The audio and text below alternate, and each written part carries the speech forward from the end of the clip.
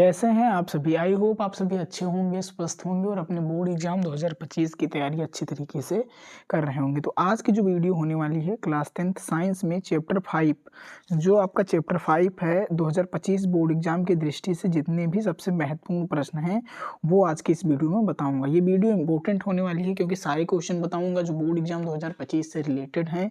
Class 10th science में विज्ञान में महत्वपूर्ण चैप्टर 5 के क्वेश्चन है ना। जो चैप्टर 5 है आपका वो बायोलॉजी पार्ट का है। साइंस में बायोलॉजी पार्ट का जो चैप्टर 5 है उसके इंपॉर्टेंट क्वेश्चन होने वाले हैं। यदि आप इस वीडियो को देखते हैं तो आप जानते होंगे कि बायोलॉजी में जो पहला चैप्टर है चैप्टर 5 है ना, बायोलॉजी पार्ट में जो पहला चैप्टर है वो चैप्टर 5 है और इसमें के जो इम्पोर्टेंट क्वेश्चन है वो परीक्षा में आते ही हैं। तो यदि आप इन प्रश्नों को तैयार करते हैं जो मैं आगे बताने वाला हूँ, देन मैं गारंटी लेता हूँ कि इनमें से क्वेश्चन जो है वो आपके परीक्षा में आएंगे, है ना। तो आइए देखते हैं कि आपके जो क्वेश्चन है वो क्या है। तो पहला आपका क्वेश्चन है, पहला प्रश्न है, हमारे शरीर में हीमोग्लोबिन की कमी के क्या परिणाम हो सकते हैं, है ना। हमारे शरीर के हीमोग्लोबिन की कमी के कारण क्या परिणाम हो सकते हैं। तो इसका आंसर आप देखेंगे, हमारे शरीर में हीमोग्लोबिन की कमी के कारण एनीमिया रोग हो जाता है ना। एनीमिया रोग हो जाता है, हमें श्वसन के लिए आवश्यक ऑक्सीजन की प्राप्ति नहीं होगी जिस कारण हम शीघ्र ही थक जाएंगे, है ना। और फिर आगे क्या है, हमारा भार भी कम हो जाता है, फिर हमारा रंग पीला पड़ जाएगा, है ना। ये सारे क्या हैं, रोग के परिणाम हैं। किसके? हीमोग्लोबिन की कमी के परिणाम कह सकते हो, एनीमिया रोग हो जाता है ना।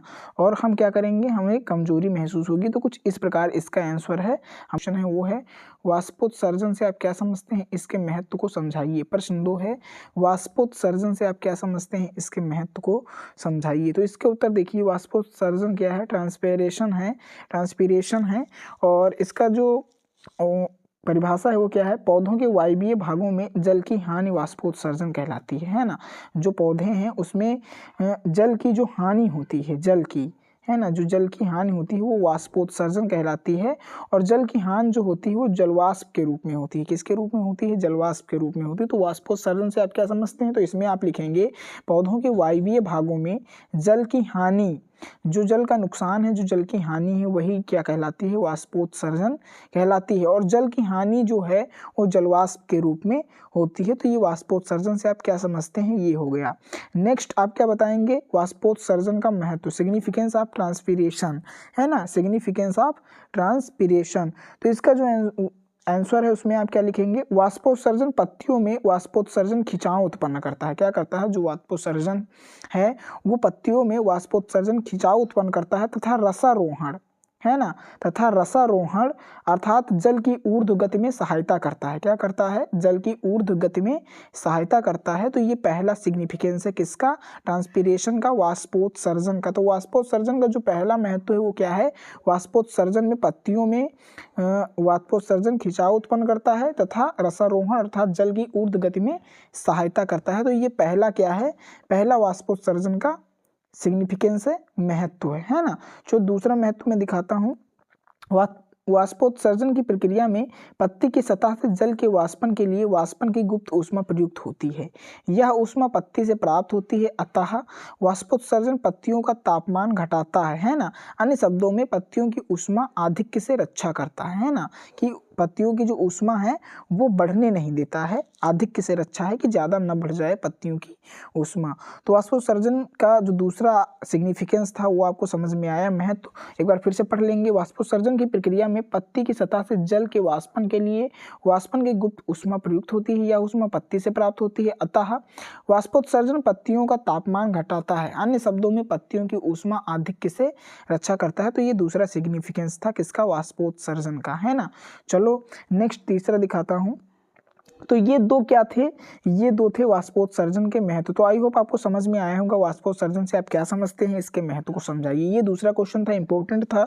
ये 4 नंबर में क्वेश्चन बन सकता है आपके बोर्ड एग्जाम में, क्लास 10 साइंस के पेपर में, विज्ञान के परीक्षा में, है ना।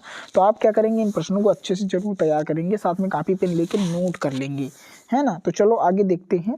नेक्स्ट क्वेश्चन है आपका तीसरा है धमनी तथा सिरा में अंतर। इंपॉर्टेंट क्वेश्चन है, कई बार परीक्षा में पूछा भी गया है और अब की बार भी चांस है कि आपके परीक्षा में आ जाए। तो धमनी तथा सिरा में अंतर आप कैसे लिखेंगे आइए देखते हैं। तो धमनी, उत्तर है पहले हेडिंग डालेंगे धमनी, भाई धमनी के बारे में लिखेंगे, उसके बाद सिरा के बारे में लिखेंगे, इस प्रकार अंतर लिखा जाता है। तो धमनी जो है इसकी भित्ति मोटी तथा पेशीय होती है।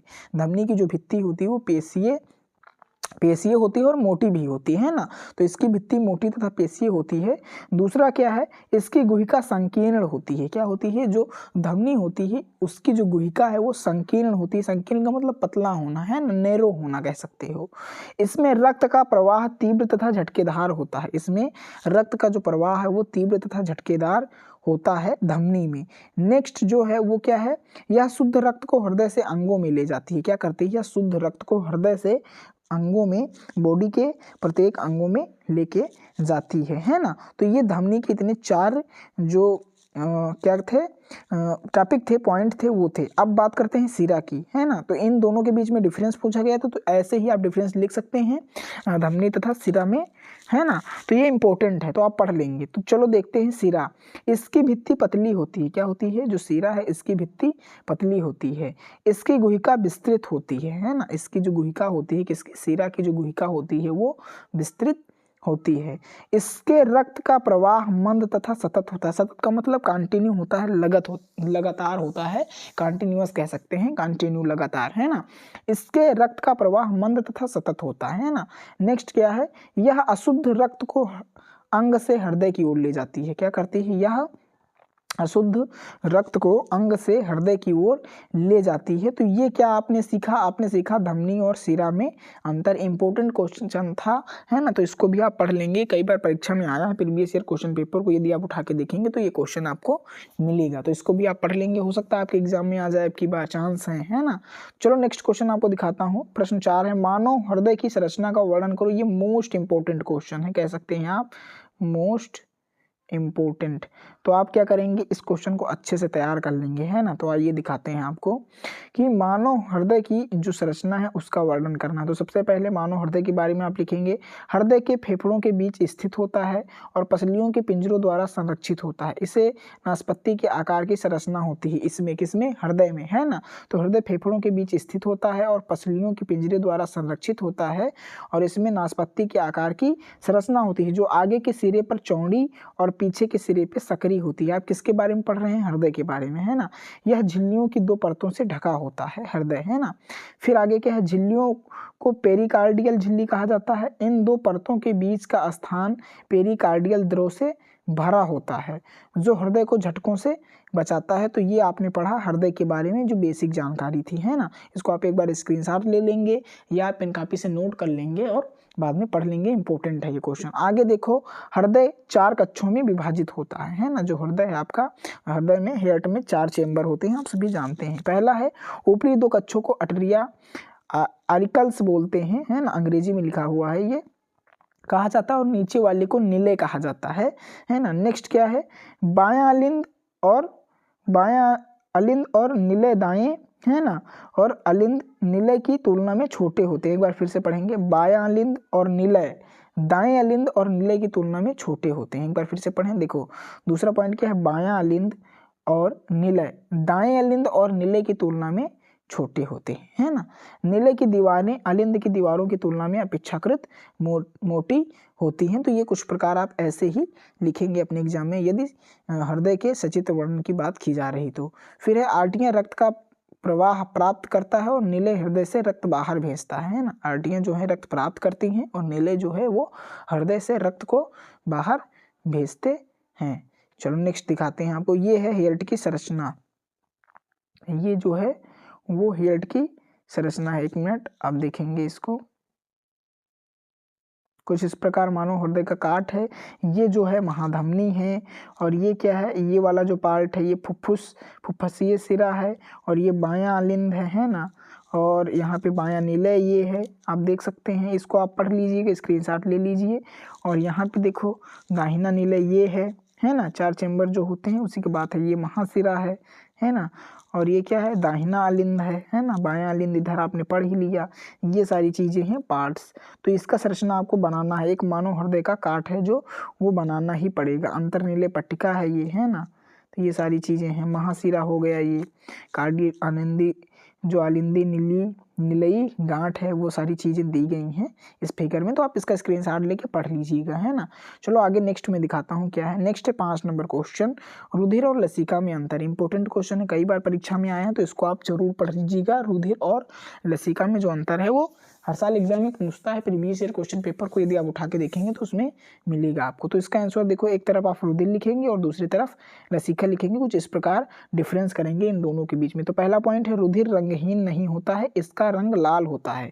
और लसिका क्या होता है, लसिका रंगहीन होता है, इसका कोई रंग नहीं होता। तो ये पहला डिफरेंस हो गया किसके बीच में, रुधिर और लसिका के बीच में। दूसरा डिफरेंस देखो, रुधिर में लाल रुधिर कणिकाएं की जो संख्या होती है वो अधिक मात्रा में होती है, और लसिका में लाल रुधिर कणिकाएं की जो संख्या होती है वो कम होती है ना। समझ रहे हैं, रुधिर में लाल रुधिर मतलब आरबीसी, जो आरबीसी है आपकी, सॉरी आरबीसी जो है आपकी, उनकी संख्या किसमें, ब्लड में जो है, ब्लड में वो अधिक होती हैं, जबकि लैंप में किसमें, लसिका में जो होती हैं वो कम होती हैं, है ना। समझे आप। तो ये हो गया दूसरा अंतर। तीसरा है, रुधिर में श्वेत रुधिर कणिकाएं की संख्या की मात्रा कम होती है, इसमें डब्ल्यूबीसी की संख्याएं कम होती हैं, किसमें, आरबी जो रुधिर है ना। जबकि लसिका में श्वेत रुधिर कणिकाएं जो हैं अधिक संख्या में पाई जाती हैं। तो ये तीसरा अंतर हो गया। चौथा अंतर देखो, रुधिर में फाइब्रिनोजेन की मात्रा अधिक पाई जाती है, जिससे यह बहुत आसानी के साथ थक्का बन जाता है, थक्का बना लेता है ना। थक्का बनाने में फाइब्रिनोजेन जो है वो मात्रा अधिक होती है, जिस कारण से ये थक्का बनाने में आसानी से थक्का बन जाता है इसमें। फिर लसिका में फाइब्रिनोजेन की मात्रा कम उपस्थित होती है, फिर भी थक्का जमने की शक्ति इसमें विद्यमान होती है ना। तो ये हो गया चौथा अंतर। पांचवा अंतर देखो, रुधिर में प्रोटीन की मात्रा अधिक होती है ना, रुधिर में प्रोटीन की जो मात्रा होती है वो अधिक होती है, और लसिका में प्रोटीन की मात्रा कम होती है। तो ये क्या थे, ये जो टोटल थे वो डिफरेंस थे किसके बीच में, रुधिर और लसिका के बीच में है ना। और ये सारे क्वेश्चन यदि आप तैयार करेंगे देन आपकी बोर्ड एग्जाम की जो प्रिपरेशन हो अच्छी होगी, क्योंकि ये क्लास 10th साइंस में चैप्टर 5 2025 बोर्ड एग्जाम से रिलेटेड जो सबसे महत्वपूर्ण इंपॉर्टेंट क्वेश्चन थे वो मैंने बता दिए हैं, है ना। तो आप इस वीडियो को यदि आपने पूरा देखा है देन इन सारे क्वेश्चन को तैयार कीजिए। यदि आप चैनल पर नए हैं तो चैनल को सब्सक्राइब कर लीजिए। टीबीसी जो है, द बोर्ड कोचिंग जो है वो आपकी प्रिपरेशन बेस्ट वे में करा रहा है। क्लास